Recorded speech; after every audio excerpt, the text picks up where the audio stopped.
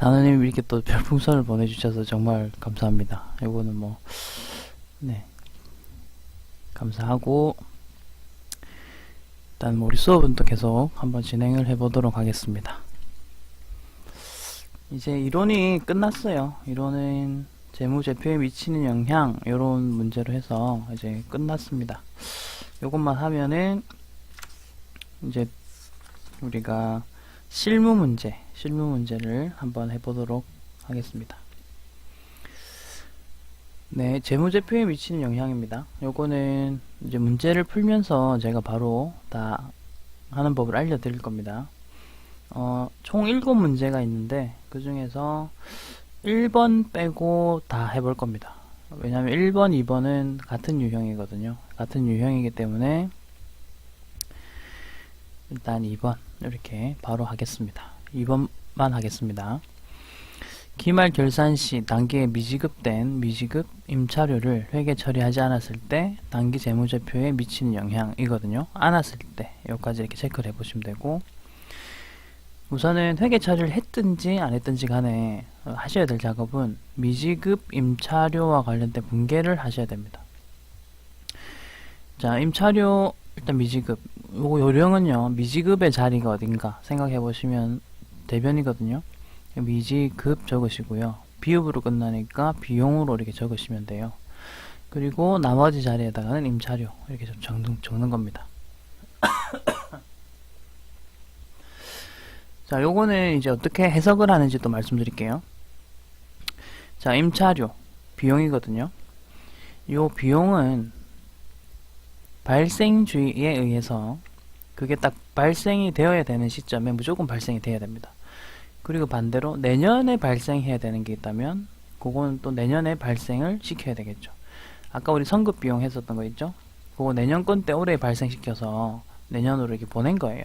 그래서 그게 이연이 되거든요. 이연이라는 표현을 쓰거든요. 내년 거를 왜 올해 발생시켰니? 내년으로 일단 이연 보내서 내년에 발생시키자, 그겁니다. 어쨌든 미지급 비용은 근데 일단 임차료, 월세를 내야 되는 날짜는 왔습니다. 그래서 임차료라는 비용은 발생을 시키긴 했어요. 발생주에 의해서. 근데 내가 돈이 없어가지고 돈을 못 냈다라는 뜻입니다. 미지급 비용은 일단 부채이거든요. 부채. 발생이죠. 그러니까 내가 못 냈다. 내야 되는데 아직 못 냈다라는 뜻입니다. 월세 날짜는 왔지만, 그래서 비용 처리는 일단 했다. 왜냐면 발생주의 때문에. 하지만 그 돈을 냈으면 대변에다가 현금 같은 거 적으시면 되는데 그런 거 못 적으시면, 못 냈기 때문에 못 적으니까 미지급 비용 이렇게 적은 겁니다. 자, 그렇게 하시면 되고, 근데 이제 요 분개했고 제가 가로를 안 닫았잖아요. 이제 그 이유가 있어요. 자, 저희가 맨 처음에 거래 판료소를 배울 때 증가 감소라는 표현보다는 위아래로 하절표를 끄자라고 했었던 게 이제부터 나오는 거예요. 보세요. 이걸 회계 처리했다면 지금 화면에 보이시는 요 비용의 발생, 부채의 발생의 효과가 들어가겠죠. 근데 이걸 회계 처리 안 했다고 하잖아요. 그러면은 그 효과가 안 들어갑니다. 그 말은 반대로 하절표를 다 끄시면 돼요. 이렇게 반대로 하절표 끄시고 닫으시면 돼요. 다시 말씀드릴게요. 이대로 회계 처리했다면 파란 색깔의 그 효과들이 그대로 장부에 반영이 될 겁니다. 맞죠? 근데 내가 그렇게 회계 처리를 하지 않았기 때문에 반대로 하절표를 끊는 겁니다. 그리고 나서 이제 비용을 보십시오. 일단 비용은 항상 제가 뭐라고 말씀드렸냐면 이익과 연관관계가 있다 했잖아요. 자, 지금 비용이 결론적으로 아래로 떨어졌죠. 그러면 이익은 비용이 작아지니까 커지죠. 그리고 마지막 자본은 이익과 같은 방향으로 움직입니다. 일단 요거까지 일단 적어 주셔야 돼요. 요거까지 일단 적어 주시고, 적어 주신 다음에 그 다음에 이제 뭐 보겠습니다. 이 상태에서 답을 이제 찾아보면 돼요. 올바른 것은 했죠. 자, 우선 비용의 과대가 아니라 과소죠. 아까 비용은 아래로 하절표거든요. 순이익, 이익은 과소가 아니라 과대죠. 그다음 수익은 알 수 없죠. 여기는 수익 계정이 안 나왔기 때문에. 일단 비용 보시면 비용은 빨간 색깔 하절표 보세요. 과소 맞죠? 답은 4번입니다. 답은 4번 이런 식으로 하시면 되겠고요. 자, 그 다음에 이제 3번 풀겠습니다. 나머지 문제를 다 풀 거예요. 자, 하나씩 또 읽어보겠습니다. 상품을 매입을 하고 그 다음에 대금은 현금과 어음으로 발행한 경우 어떤 영향이 있느냐? 요거는 분계 바로 적으시면 돼요. 차변의 상품 30만원, 대변의 현금 10만원, 그 다음에 어음을 줬다고 했으니까 지급어음이겠죠. 지급어음 20만원 이렇게 되겠습니다. 그리고 얘네들의 각각의 효과는 차변의 상품은 자산 증가 효과, 대변에 있는 현금은 자산의 감소 효과겠죠. 그리고 지급어음은 부채가 증가된다. 이렇게 위로화살표 하시면 되고, 그 다음에 문제를 읽어보시면 얘는 뭐 보시다시피 요 회계 처리를 했다 안 했다가 아니라 그냥 이대로 그냥 처리를 다 끝낸 거예요. 그래서 어떤 영향이 들어가느냐 이 말이거든요. 그럼 이렇게 가로를 씌우는 거죠. 자, 우선 총자산 자산 보십시오. 차변의 자산 30만원, 대변의 자산 10만원. 결론적으로 총자산은 20만원 증가합니다. 됐죠? 총자산이 증가하는 거. 총자산 증가. 총자산 증가. 그 다음에, 네, 요거, 총자산 감소. 이거 틀렸죠? 자, 그 다음 대변에 보시면, 지급어음이 대변의 부채 증가하는 거 보이시죠? 그러니까 부채가 증가. 답은 2번입니다. 이런 식으로 이제 찾으시면 되겠습니다. 답은 2번. 이런 식으로요. 3번은 뭐 좀 간단한 유형입니다. 2번과 3번의 차이점은 아시겠죠? 2번은 회계 처리를 안 했을 때 어떤 영향? 이 말이고, 3번은 그냥 회계 처리 그대로 했어. 그럼 어떤 영향이 미쳐지니? 이거 묻는 겁니다. 자, 이제 네 번째 볼게요. 네 번째입니다. 다음에 회계 거래와 관련하여 발생하는 것과 다르게 설명한 것은 무엇이냐? 라고 합니다. 다음에 회계 거래와 관련하여 발생하는 것과 다르게. 말이 좀 좀 희한한데, 발생하는 것과 다르게. 자, 뭐 하나씩 봅시다. 대선 충당금을 설정하고 선급비용을 계상하고 감가상각비를 설정한다. 요거는요, 뭐 결산 분계는 아직 안 배웠지만 미리 말씀드리자면 이거 전부 다 기말 결산 분계들입니다. 결산 분계들입니다. 자, 그래서 1번 기말 수정 분계를 한다. 요 말은 맞는 겁니다. 요 말은 이제 맞는 말이고요. 근데 문제에서는 틀린 걸 찾으려 했으니까요. 다르게 설명, 틀린 거 찾으려 했으니까. 자, 단기 순손익에 영향을 미친다라고 하죠. 그러면 위에 세 개 중에서 비용이 있나 찾아보시면 되겠는데, 감가상각비 비용 보이시죠? 그리고 대손 충당금 설정할 때도 차변에 대손 상각비가 발생합니다. 상각비, 대변의 대손 충당금 이런 식으로 됐잖아요. 요 중에서 대손 상각비가 비용 계정이죠. 그러니까 대손 상각비와 감가상각비 요 둘 다 단기 순손익에 영향을 미치겠죠. 근데 보세요. 자본에는 영향을 미치지 않는다? 이 말은 틀린 말이죠. 왜냐하면 자본과 단기 순손익은 항상 연관관계에 있잖아요. 단기 순손익의 금액이 변동을 했다면 자본도 변동을 해야 됩니다. 그래서 답은 3번. 재무제표에 영향을 미친다? 이 말은 재무상대표라든지 손익계산서 뭐 요게 이제 다 영향을 미친다는 뜻인데, 보시다시피 뭐 요 둘 중에 하나만 영향을 미쳐도 재무제표에 영향을 미친다라는 표현도 쓸 수 있거든요. 그리고 둘 다 미치면 또 재무제표에 미친다라는 그 표현이 더 맞는 게 되겠죠. 근데 위에 잠깐 보시면 아시겠지만 비용도 발생을 했고, 그 다음에 뭐 대손 충당금과 같은 재무상태표 계정도 있었고, 그렇죠. 그렇기 때문에 예, 여기서는 답은 3번입니다. 답은 3번. 3번 체크 하시고요. 자, 그 다음 5번입니다. 영업용 차량의 엔진 오일을 교체하고 다음과 같이 회계 처리를 하였다. 재무제표에는 어떤 영향을 미치냐? 우선 아셔야 될 게, 차량에 엔진 오일 꽂힌 거 있죠? 요거 분계를 먼저 적어볼게요. 요거는 차량 유지비입니다. 유지비. 그리고 대변에는 뭐 현금, 밑에 거 보고 하면 돼요. 밑에 거랑 같거든요. 제가 이 문제에서 하고 싶은 말은 그거예요. 원래 차량 유지비로 비용 처리해야 되지만 장부상에는 자산으로 처리한 거예요. 이게 이제 자본적 지출로 뭐 잘못 알고 처리했겠죠. 그럼 이거 어떻게 처리할 건데? 우리 물어보는 거거든요. 어떻게 된 거야? 어떤 영향을 미칠까? 물어봅니다. 자, 우선은 차량 운반구라고 일단 장부에 들어갔죠. 이 부분은 괄호 닫아야 돼요. 요 효과는 일단 들어갔잖아요. 그러니까 요걸 보면서 우리는 자산이 과대 계상되었습니다 라는 표현을 할 수 있는 거예요. 이거 틀린 거예요. 자산이 과대 계상 들어가면 안 되는 게 들어갔잖아요. 그런 표현이 되는 거고, 그 다음에 차량 유지비 같은 경우는요, 원래 내가 했으면 비용이 발생이라고 할 수 있잖아요. 근데 이게 장부에 안 들어갔다면서요. 그러면 아까 안 들어가면 어떻게 하라 했다? 반대로 화살표. 이렇게 하시면 돼요. 반대로 화살표. 그렇게 하면 비용은 밑으로 과소계상이고요. 그 다음에 이익은, 비용이 작아지면 이익은 커지고요. 자본은 이익과 같은 방향이죠. 이렇게 커집니다. 그럼 요 관점 하에서 이제 찾아보면 1번 이익이 과대계상되다 보이시죠? 영업이익이든 매출총이익이든 당기순이익이든 전부 다 이익은 같은 방향입니다. 1번 답이고요. 그다음 비용이 과대가 아니라 비용은 과소죠. 비용은 과소. 당기순이익 이익이죠. 이익 과대죠. 과대. 이런 식으로 하시면 되고, 그럼 이제 대변을 물어보시는 분이 계세요. 대변에 있는 건 어떻게 해야 돼요?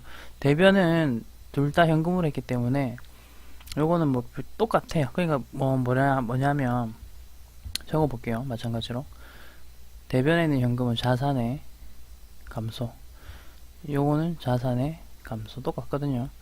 근데 아래쪽 네모 칸 안에 있는 분계는 들어갔잖아요. 장부에 가로 닫고, 위에 분계는 안 들어갔으니까 반대로 해서 빼볼까요?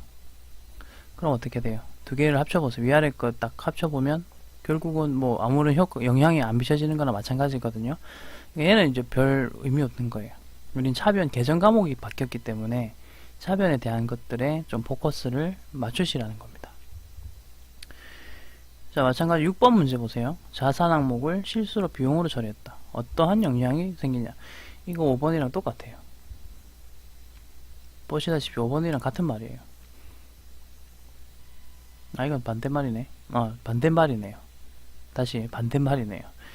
무슨 말이냐면 자산을 비용으로 처리했다 이 말은요, 원래라면 자산의 증가 이렇게 처리해야 되거든요. 근데 비용의 증가를 장부에다가 잡아 넣었다는 뜻이에요. 그럼 자산의 증가 이걸 안 넣었기 때문에 얘는 반대로 화살표 하시고 이렇게 효과가 마감이 됩니다. 자, 그럼 자산이 과소 찾으시고요. 그 다음에 비용은 과다 찾으시면 답은 3번이고요. 그 다음에 연결 지어서 비용이 과다면 이익은 과소, 그 다음에 자본 과소, 이런 식으로 요까지 하시면 됩니다. 자, 이렇게 하시면서 이제 푸시면 돼요. 항상 위아래 화살표 잘 보시고 장부에 반영이 됐으면 그냥 괄호 닫으시고, 장부에 내가 넣어야 되는데 안 넣었다 이러면 반대로 화살표 하시고, 요 관점을 잘 기억을 하시면 됩니다. 이제 마지막 이론 문제 보겠습니다. 자, 기계장치의 수선으로 생산 능력이 증대되었으며, 자, 여기 수선이란 말도 나오고요. 그 다음에 생산 능력 증대라는 말도 나오잖아요. 그럼 여기서 이제 우리가 알아야 될 게 뭐냐 하면, 생산 능력이 증대가 됐기 때문에 이거는 자본적 지출입니다. 자본적 지출입니다. 요거를 일단 아셔야 돼요. 자본적 지출은 자산으로 처리해야 되겠죠. 자산으로. 근데 다음과 같이 회계 처리했다. 보시다시피 비용으로 처리했다고요. 제가 뭐 어떠한 재무제표에 나타난 오류가 또 아닌 것을 물어보고 있거든요. 일단 잘 찾아봐야 되는데 우선 이야기 해봅시다. 자산으로 내가 이렇게 올리는 처리를 해야 되는데 그걸 좀 더 깔끔하게 쓰기 위해서 좀 지울게요. 이거 다시 써야 되겠다. 네. 자산의 증가라고 해야 되는데 보시다시피 비용의 발생으로 장부에 넣었다. 닫고. 그럼 자산의 증가가 안 들어갔으니까 아이고 왜 이렇게 나와. 자산의 증가가 안 들어갔으니까 반대로 이렇게 아래쪽으로 가고 마감 이렇게 되는 거예요. 자, 그러면 이제 또 추가적으로 비용이나 수익 보이면 항상 해주셔야 될 거. 이익 밑으로 자본, 이익과 같은 방향. 이렇게. 그리고 이제 요런 오류들이 발생을 하는데 아닌 걸 찾아라. 일단 하나씩 봅시다. 비용의 과다. 이거 맞고요. 자산의 과소. 이것도 맞죠? 자산의 과소도 맞고, 부채의 과소. 자, 부채는 지금 보면 알 수가 없어요. 답은 3번이네요. 그죠? 순이익, 이익은 과소. 맞죠? 이렇게 해서 답은 3번 되겠습니다. 자, 여기까지가 이론과 관련된 부분이었습니다. 자, 이제부터는 실무를 해볼 건데요. 109페이지 먼저 보시면, 109페이지를 먼저 보시면, 네.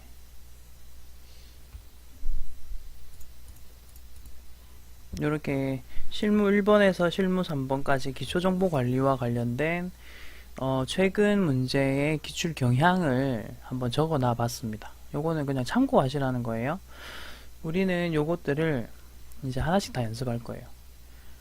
순서대로 해서 보시면 회사 등록 먼저 한번 해보고, 거래처 등록, 계정 감목 및 적요 등록 해볼 거고, 그 다음에 전기분 재무상태표, 전기분 손익계산서, 그리고 거래처별 조기월까지 요것들을 이제 하나씩 다 연습을 해보도록 하겠습니다. 아마 한 2회 정도 될 것 같은데 해보겠습니다. 우선 우리가 하셔야 될 작업은 일단 책은 다음 페이지 넘기시고 이제 책을 좀 보시면서 할 거고요. 제 요 강의 화면 소개는 일단은 그 컴퓨터 화면 위주로 보여드리겠습니다. 자, 우선 요거는 제가 내릴 거고요. 자, 70회. 지금 혹시 컴퓨터를 같이 키고 있으시다면 70회 요거를 설치를 하시면 됩니다. 이 데이터는요, 한국세무사의 자격시험에도 있고요.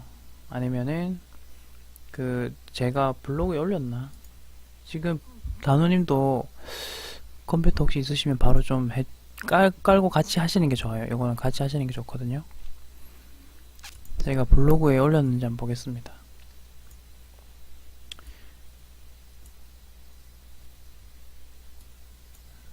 블로그를 보시면 카페도 있고, 그럼 카페에서도 아마 받으셨고, 네, 카페 기출문제 있습니다. 네, 거기에서 확인하셔도 되고, 여기 블로그에도 기출문제 칸이 있긴 있어요. 여기다가 전산액 이금 누르시면 지금 74, 73액 이렇게 있고, 뭐 이런 식으로 목록 열기 한번 볼게요. 목록 열기 보니까 70배 보이시죠? 70배. 네, 여기에서도 받으시면 됩니다. 여기서 받으시고요. 그 다음에 받으시면 압축 파일이 나올 건데 그 압축 파일을 푸십시오. 푸시면 지금 보시는 70회 전산액의 2급 요 폴더가 생길 겁니다. 자, 요거를 더블 클릭 하시고, 더블 클릭하시면 지금 보시는 화면처럼 이렇게 폴더 안에 화면이 이렇게 나오죠. 요거 이제 설치하는 것부터 해서 한번 이야기해 보겠습니다. 이 끝장의 강의는 일단은 기출문제 데이터를 가지고 연습을 아예 다 해버립니다. 그러니까 그 데이터가 일단 기출문제에서 썼던 데이터이기 때문에 시중에 있는 교재처럼 제가 만든 데이터가 아니에요. 그러니까 어류 같은 거 전혀 없고 딱 우리가 시험에 쓰는 데이터로 쓰니까 좀 더 목적 적합하다, 그 말씀 드리고 싶고, 자, 여기서 설치는 이렇게를 한번 눌러보시면요, 설치는 이렇게 이런 식으로 문서 화면이 뜹니다. 문서 화면이 뜨고, 그리고 쭉 내려보시면 감독관 번호를 확인하실 수가 있어요. 이렇게 감독관 번호를 확인하실 수가 있습니다. 그러니까 설치는 이렇게 해서는 이런 거 확인을 하시면 되겠고요. 그 다음에 A형, B형 보이시죠? 이 A형, B형은 문제 유형입니다. 그러니까 이제 여러분들이 시험을 딱 치러 가시면요, 그 줄별로 해서 A형, B형, A형, B형 이렇게 나눠서 주거든요. 내 오른쪽에 있는 사람은 내가 만약에 A형 받잖아요. 그럼 내 옆에 있는 사람 B형을 받게 돼 있어요. 그런 식으로 이제 A형, B형으로 나눠줄 거고, 차이점은 이론 문제 순서만 다릅니다. 이론 문제 순서만 다르고 그 실무 문제는 똑같아요. 그래서 뭐 결국은 같은 문제죠. 그래 보시면 되고, 그 다음에 답안 파일을 열어보시면 나중에 이제 뭐 답지처럼 돼 있고 해설도 조금씩 있어요. 채점도 하실 수 있겠죠. 자, 그럼 바로 이제 그 설치하겠습니다. 여기 폴더 하나 더 보이실 거예요. 전산회계 2급 K랩 더블 클릭. 그 다음에 텍스 더블 클릭. 그 다음에 예 하시면 됩니다. 그러면은 보시다시피 이렇게 설치 화면이 뜹니다. 설치 누르시면 이런 식으로 창이 하나 뜨죠. 여기에다가 이제 본인 이름을 넣으시고요. 노길관, 전 노길관이니까. 그 다음에 문제 유형, 연습하실 때는 A형을 하시든 B형을 하시든 아무 관계 없어요. 단 시험 치실 때는 꼭 구분하시기 바랍니다. 자, 감독관 번호는 요거는 아까 확인하려고 했던 그 방법대로 찾으셔도 되고요. 제가 책에도 써놨어요. 110페이지 위에 보시면 감독관 번호 78이라고 제가 써놨어요. 자, 이렇게 접속이 됩니다. 자, 이제 프로그램이 접속이 됐어요. 자, 이 상태에서 이제 하나씩 해보겠습니다. 자, 우선 1번 문제. 그 실무 1번 문제부터 3번 문제까지는요. 자, 저 화살표 커서를 잘 보시면 여기 있는 회사 등록, 그리고 거래처 등록, 그 다음에 계정 강호 및 적용 등록, 요거 가지고 문제를 내고요. 그 다음에 왼쪽 아래 보세요. 여기 보시면 전기분 재무상대표, 전기분 손익계산서, 거래처별 초기율, 요까지가 실무 문제 1, 2, 3번과 관련된 메뉴들입니다. 그 부분을 일단 아시면 되겠죠?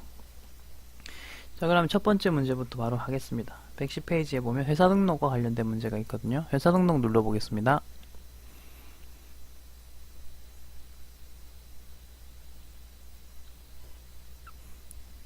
자, 이 회사 등록은 뭐냐면 이 프로그램에 우리 회사를 등록을 한 거예요. 우리 회사를 등록을 한 거고,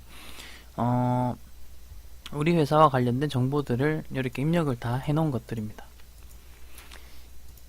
자, 이거 보시면 아시겠지만 이런 것들을 나중에 다 바꾸어 주는 거예요. 그러니까 문제에서는 이런 것들을 하나씩 틀리게 해놔요.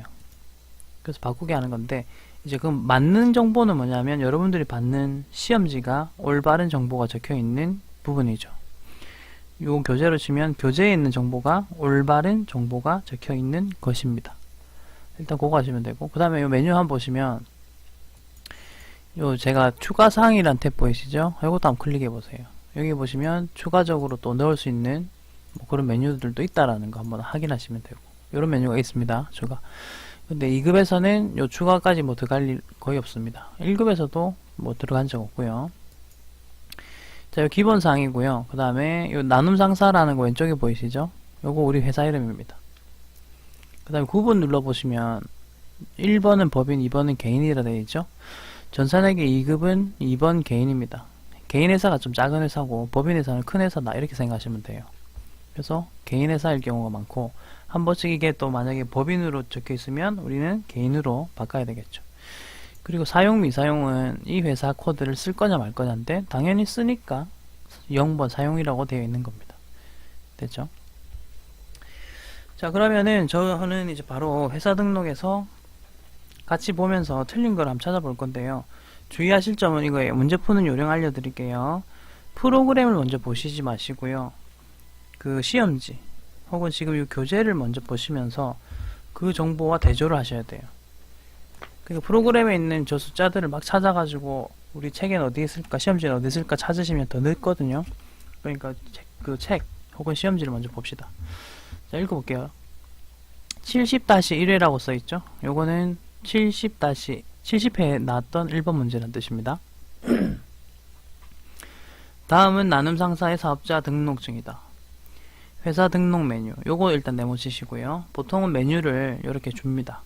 회사 등록 메뉴 네모, 입력된 내용을 검토하여 누락부는 추가 입력, 잘못된 건 정정하시오. 자, 실제 문제에서는요, 기출 문제에서는 보통 3개가 틀리게 합니다. 3개. 근데 지금 요 교재에서는 요거 한 문제로 좀 다양한 걸 다 할 줄 알아야 되기 때문에 제가 좀 많이 틀리게 해놨습니다. 자, 이제 등록증 볼게요. 사업자 등록증, 일반 과세자 되어 있죠. 자, 그 다음 등록번호 있죠. 그거 어디냐면 요게 2번 사업자 등록번호입니다. 번호가 지금 다를 거거든요. 고치겠습니다. 사업자 등록번호 101 23 333 51 고쳤고요. 그 다음에 여기 지금 넘어간 거 일반 과세, 간이 과세, 면세 사업자 보이시죠? 요거는 사업자 등록증 밑에 있는 그 부분이라고 보시면 되겠죠. 일반 과세고요. 자, 그 다음에 상호, 나눔 상사. 자, 상호는 왼쪽에 있습니다. 여기 있죠? 상호. 대표자 성명이 서하늘이 아니라 김설현입니다. 그럼 고치겠습니다. 김설현. 김설현. 이렇게 고치시고요. 요거는 한창 설현이 인기 많을 때 책을 써가지고 제가 사장님 이름을 김설현이라 했어요. 자, 그 다음 개업 연월일. 그거는 요게 17번에 있습니다. 보시면은 날짜가 좀 다르죠? 요것도 고칠게요. 2013년 그 다음에 0910. 자, 키패드 쓰셔야 됩니다. 요거 숫자 넣을 때는 키보드 오른쪽에 있는 키패드를 적극적으로 활용하세요. 입력이 안 되면 넘락이라고 있거든요. 그거 눌러가지고 해제시키고 키패드 꼭 이용을 하시기 바랍니다. 자, 그 다음에 생년월일.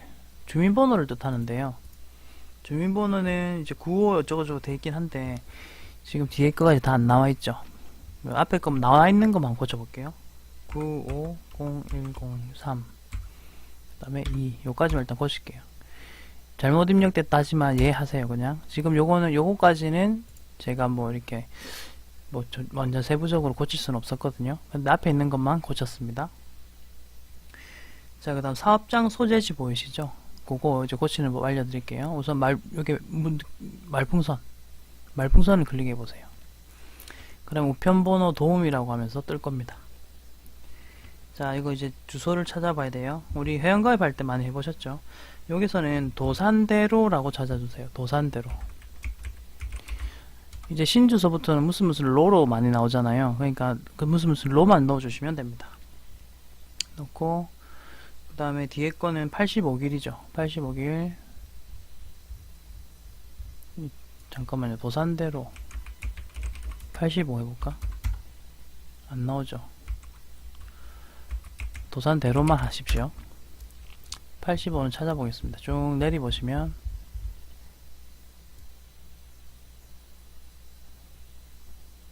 네, 여기 있고 85길에 45 여기 있네요. 85길에 45 확인. 자, 이러면 청담동이라면서 자동으로 가로가 뜨는데 요거는 뭐 나눠주십시오. 손대지 마시고. 여기까지 됐죠. 문제 보시면 사업장 소재지라고만 돼 있지 자택 주소라고는 안 써 있죠. 그러니까 우리는 그냥 사업장 주소만 이렇게 고치시면 되는 겁니다. 됐죠. 이거 하나씩 그냥 고치는 거예요. 요거는 진짜 단순 입력이라서 크게 뭐 어려우실 거는 없을 거예요. 이렇게 하시면 되겠고. 자, 사업의 종류 보시면 업태 보이실 겁니다. 자, 업태는 요 8번에 있습니다. 8번에 있고 지금 제조업이라 돼 있죠. 요거를 밑에 보시면 도소매업으로 고치겠습니다. 도소매업. 그 다음에 종목은 신발 고칠게요. 신발 됐고요.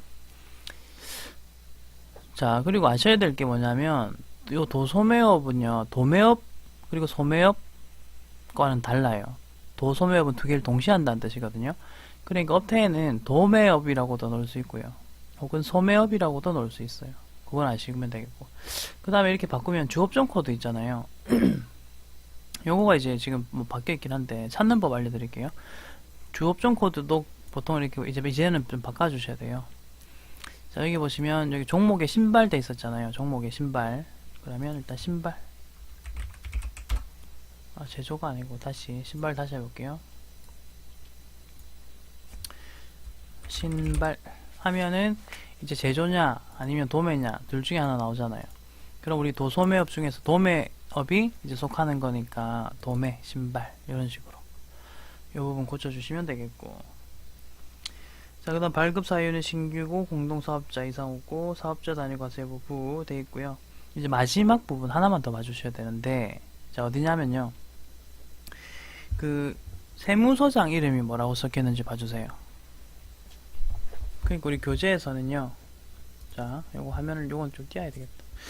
요 세무서장 앞에 강남이라고 적혀있는 요 부분 있죠. 요거를 꼭 봐주셔야 돼요. 요거가 뭘 뜻하냐면 우리 관할 세무서를 뜻합니다. 그러니까 요 강남 요 부분 꼭 확인해 주세요. 요걸로 판단하시면 돼요. 강남 확인했죠? 자, 여기 보면 관할 세무서 여기 있잖아요. 21번입니다. 딴 데는 이제 안 보셔도 돼요. 일단은 여기 보시면 관할 세무서 보이시죠? 요 부분을 눌러서 강남으로 바꿉니다. 됐죠? 요까지만 하시면 돼요. 요까지만 일단 바꿔주시면 되겠습니다. 이런 식으로 해주시면 되고, 지금 19번과 20번도 바꿔야 되느냐인데 요거는 아직까지 요런 걸 가지고 문제 낸 적은 없거든요. 요걸로 문제 낸 적 없고, 이 메뉴들도 거의 최근에 또 추가된 메뉴들이에요. 지금 해야 될 건 다 했거든요. 근데 사업장 돈 코드만 한번 찾아보자면, 자 요것만 찾아보자면 청담동이니까 이렇게 청담동 확인 요 정도만 바꿔주시면 되겠습니다. 그러면 뭐 세무서 코드화 하겠습니까? 네, 뭐 하셔도 다 바뀌겠죠.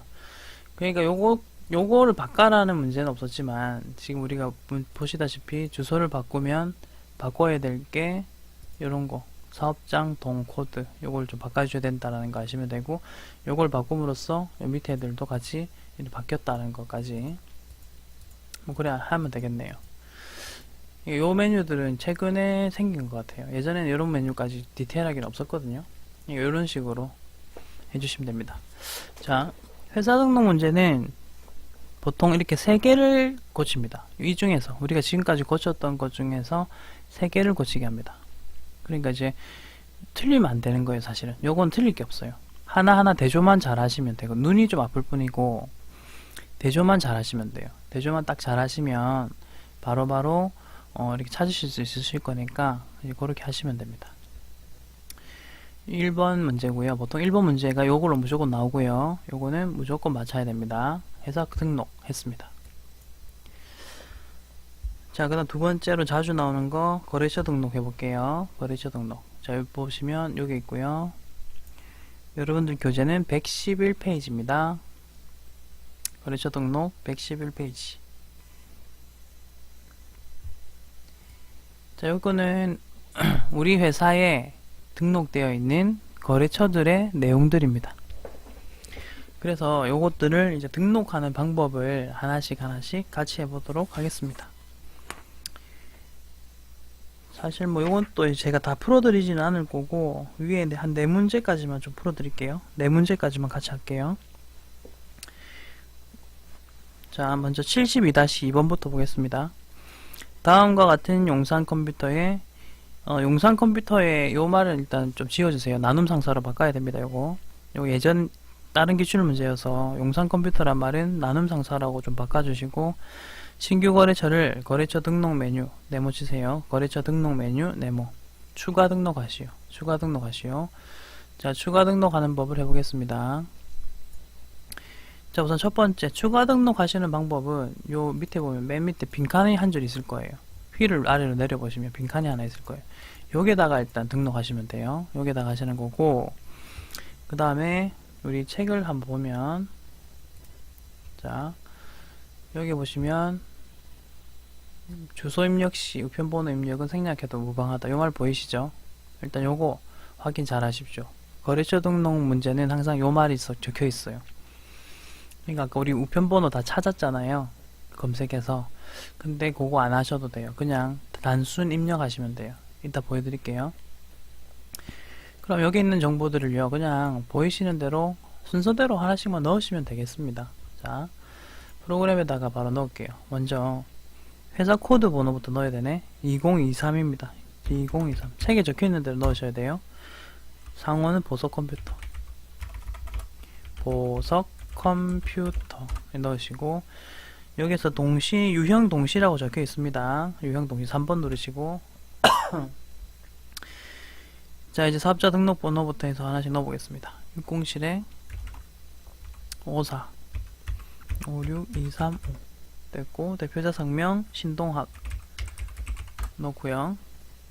업태 도소매 중간에 점 안 찍으셔도 됩니다. 조립 컴퓨터 및 주변 기기 띄어쓰기도 책에 쓰이는 대로 하면 돼요. 책에서 띄어놨으면 띄우시고 안 띄어놨으면 안 띄어도 돼요. 자, 아까 주소, 우편번호 생략해라 했죠. 그러니까 그냥 부산 동래구 명륜로 그대로 칩니다. 부산 동래구 명륜로 그 다음에 265까지. 밑에 세부 주소 안 넣으셔도 돼요. 그냥 265 이렇게 넣으셔도 돼요. 됐죠? 굳이 내가 좀 더 디테일하게 하고 싶으면 명륜로까지 넣으시고요.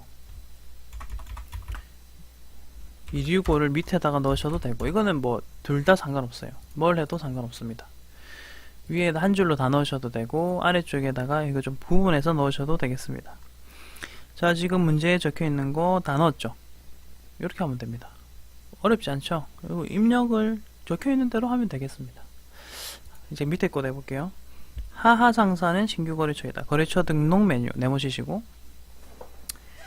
자, 바로 해보겠습니다. 거래처 코드 3330 앞에 공짜 보이시죠? 그거 입력 안 해도 3330만 넣어도 앞에 공이 알아서 들어갑니다.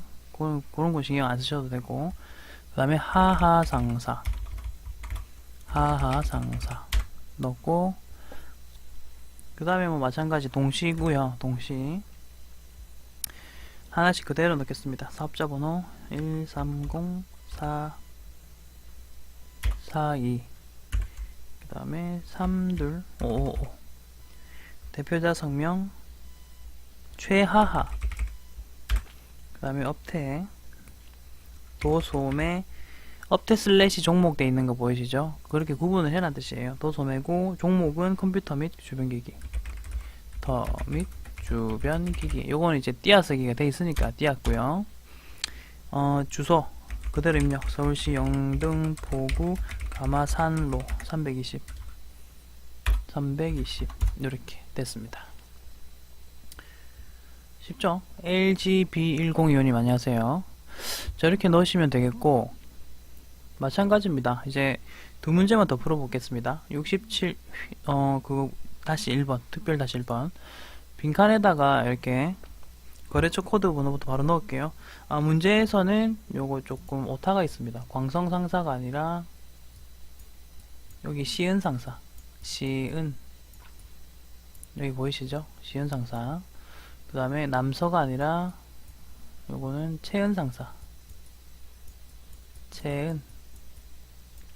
이렇게 요거만 고쳐주세요. 요거만 고쳐주시고 바로 문제 입력하겠습니다. 자, 시은 상사가 5550 되겠고, 시은 상사 됐고요. 동시 거의 뭐 유형은 동시가 자주 나오긴 하는데, 이게 한 번씩 동시가 아닐 때도 있을 수도 있으니까 그것도 그냥 넘기지 마시고 잘 봐주세요. 자, 등록번호 넣을게요. 123, 그 다음에 79 12348, 그 다음에 유시은, 업태, 소매, 컴퓨터 부품, 주소 서울시 동대문구 제1기로 100 됐습니다. 뭐 어떻게 하는지 아시겠죠? 이제 마지막 하나만 더 하고 거래처 등록은 마무리 짓겠습니다. 채은상사 갑니다. 채은상사 3002 이렇게 넣으시고, 채은상사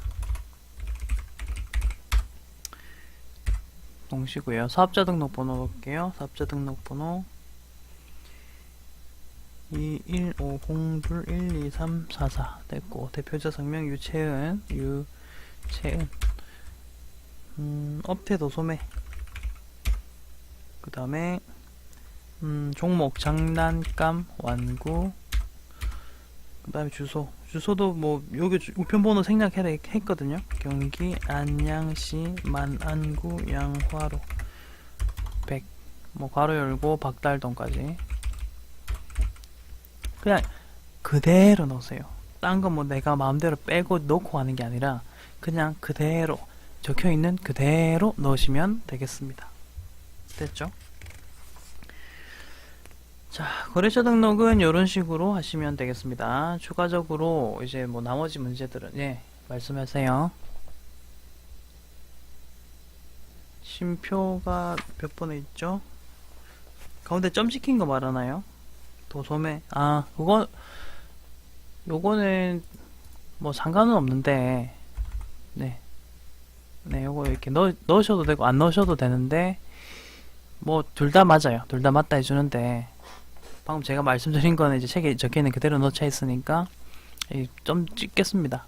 네, 요거는 점 찍어도 되고, 안 찍어도 되고, 크게 뭐, 문제는 없다. 그렇습니다. 자, 거래처 등록 했고요. 그 다음은 교재의 112페이지 보세요. 예, 112페이지 보시고 여기 보시면 계정 과목 및 적요 등록이 있습니다. 계정 과목 및 적요 등록. 자, 요 메뉴 요거 가지고 클릭하시고요.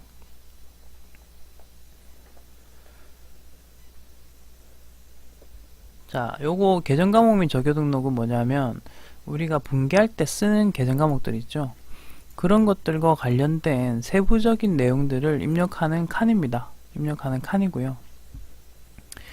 이제 거기에 이제 어떤 식으로 얘네들이 입력이 되는가 그런 걸 이제 볼 수가 있는 거거든요. 크게 하나 말씀드리자면 왼쪽에 보면 계정 과목 체계들이 있어요. 요것들 한 번씩 다 눌러보시면 먼저 재무상태표 계정들이 이렇게 카테고리별로 다 나오고요. 그리고 아래쪽에는 손익계산서 계정들이죠.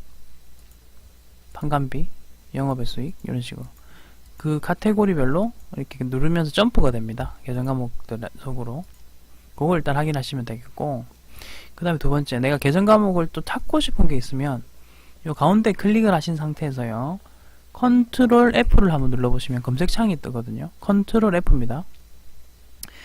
여기서 예를 들어서 내가 복리후생비 찾고 싶은 복리후생비 이렇게 치면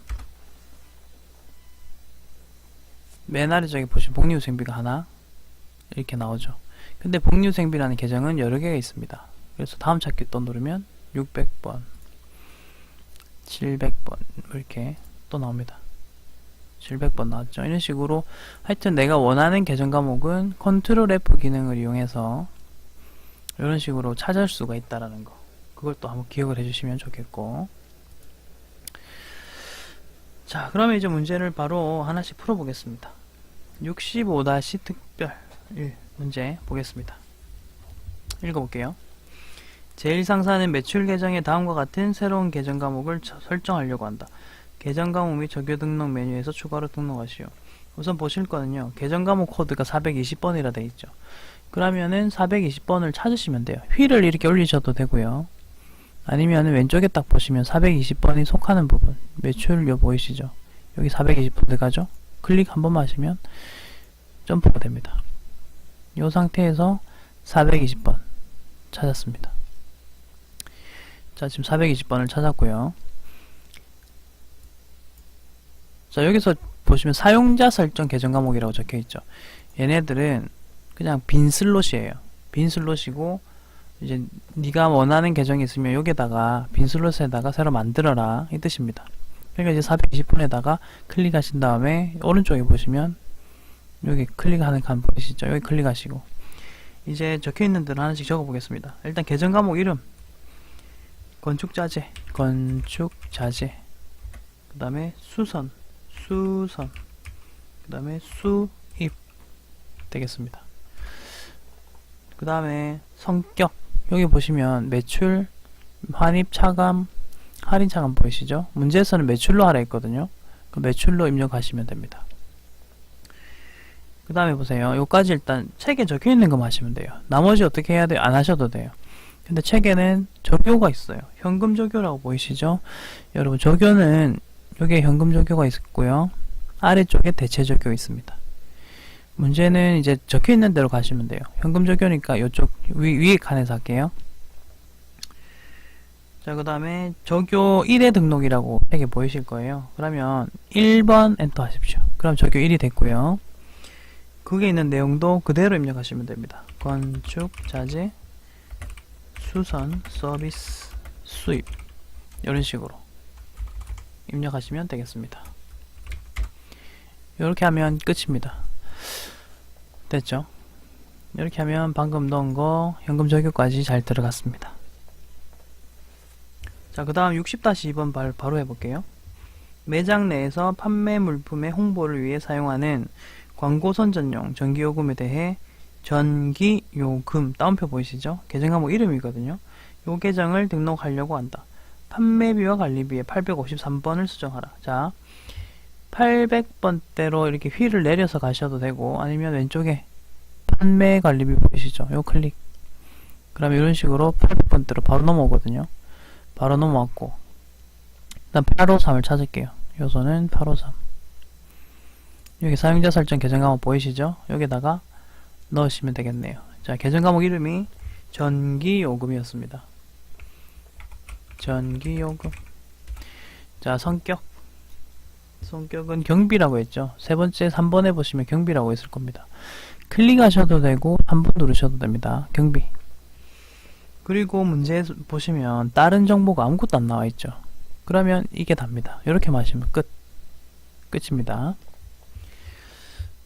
이렇게 마무리 지으시면 되겠고. 자, 그다음 57-2번 할게요. 자, 창고의 일부를 1년간 임차하기로 계약을 한다. 1년분 임차료를 성급하고 있다. 계정 과목 및 적용 등록 다음을 등록하시오. 자, 127번입니다. 127번 일단 찾으시고요. 자, 여기 사용자 설정 계정 과목이거든요. 여기 돼 있죠? 여기다가 입력하겠습니다. 계정 과목 이름은 선급 임차료라고 하네요. 선급 임차료. 자, 성격은 일반. 세 번째 일반 넣으시고, 그 다음에 조교는 대체조교 1번이라 돼 있죠. 자, 대체조교는 아래쪽에 있습니다. 여기 대체조교 아래쪽에 있거든요. 이 부분 보시면 되겠고, 1 엔터 치시고, 기간 미경과 임차료 계상. 단순 입력이죠. 결국은 다 잘 찾아서 적혀있는 대로 입력만 잘 하시면 돼요. 이렇게 하면 내가 원하는 계정 과목을 하나씩 등록하는 그런 문제라고 보시면 돼요. 이렇게 계정 과목 위주로 등록하는 문제가 있었고요. 그 다음에 조교만 이렇게 등록하는 문제도 있습니다. 자, 71-1번 113페이지 71-1번 보겠습니다.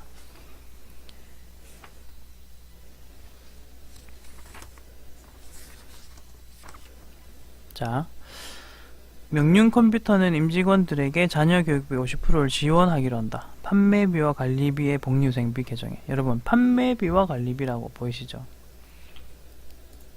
자,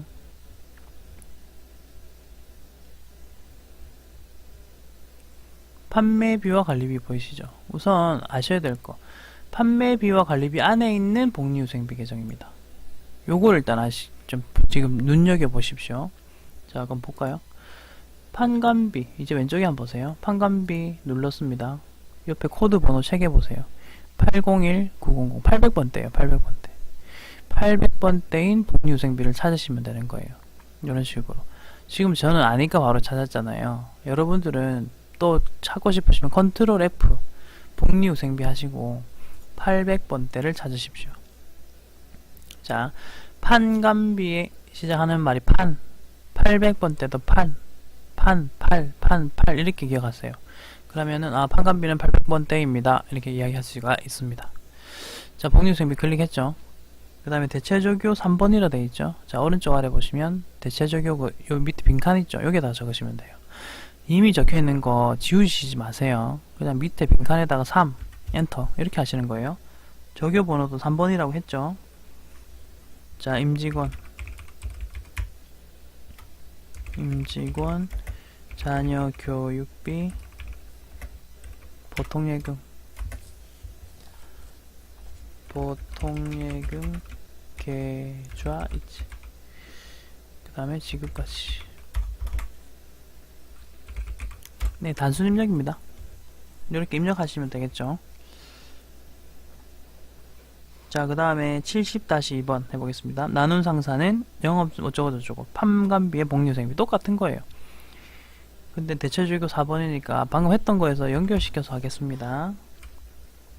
영업 담당자 방한복 구입 대금 이렇게. 보통은 이렇게 또 복리후생비를 고치는 문제가 좀 많이 나왔었네요. 이렇게 자, 그 다음 69-1번. 레드 패션은 상품 매출 시 당점 부담의 택배비의 현금 지급 거래가 빈번하여 조교 등록을 하고자 한다. 네, 조교 등록을 하고자 한다. 자, 그러면은 이제 조교 등록 해보겠습니다. 운반비를 찾아라. 자, 운반비 컨트롤 F로 이제 찾는 법 보여드릴게요. 여기서 컨트롤 F 하시고 운반비. 자, 찾아보겠습니다.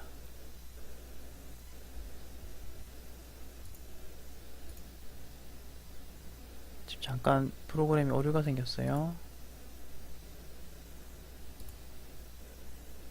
다시 해보겠습니다. 거래처 계정 가목 및 조교 등록 가서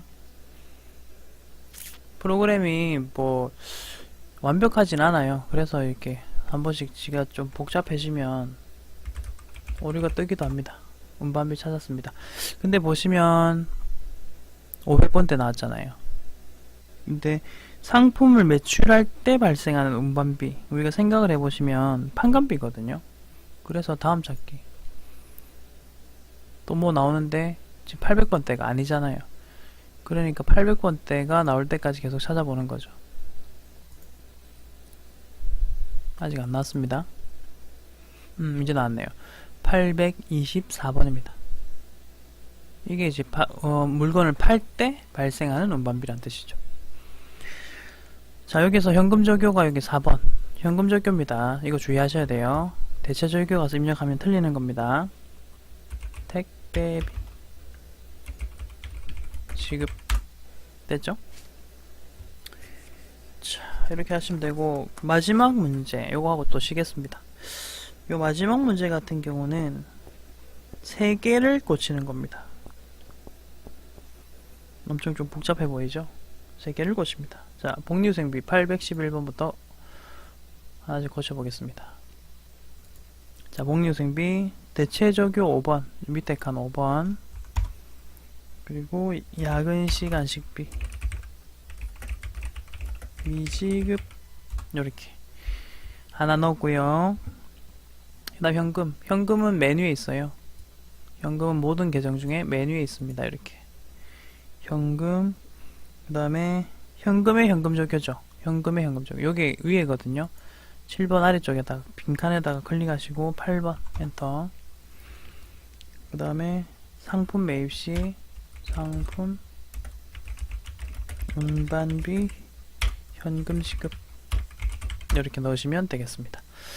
그 혹시 대체조교도 한번 지금 한번 보실 게 여기 이렇게 위에 바 오른쪽에 바 있죠. 바 잠깐만요. 자, 여기 보시면 바가 있을 거예요. 요 바를 좀 내려보시면 이렇게 빈칸이 나와요. 됐죠? 바를 내려보시면 빈칸이 나오니까 이런 식으로 하시면 돼요. 바를 내렸습니다. 혹시 넣으라 하면 이렇게 내려서 넣으라는 거예요. 안 보인다고 당황하지 마시라는 뜻이에요. 그 다음 미수금도 컨트롤 F 해도 되고 지금 여기 바로 보이긴 하네요. 저는 대체조교 7번 밑에다가 넣으면 되죠. 7번 그 다음에 비유동 자산 매각대금 미수 이렇게 요까지 다 넣었습니다. 됐죠?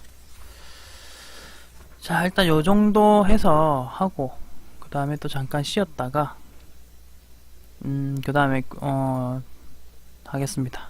잠깐 쉬었다가 일단 마무리 짓도록 하겠습니다. 우선은 잠깐 쉬겠습니다.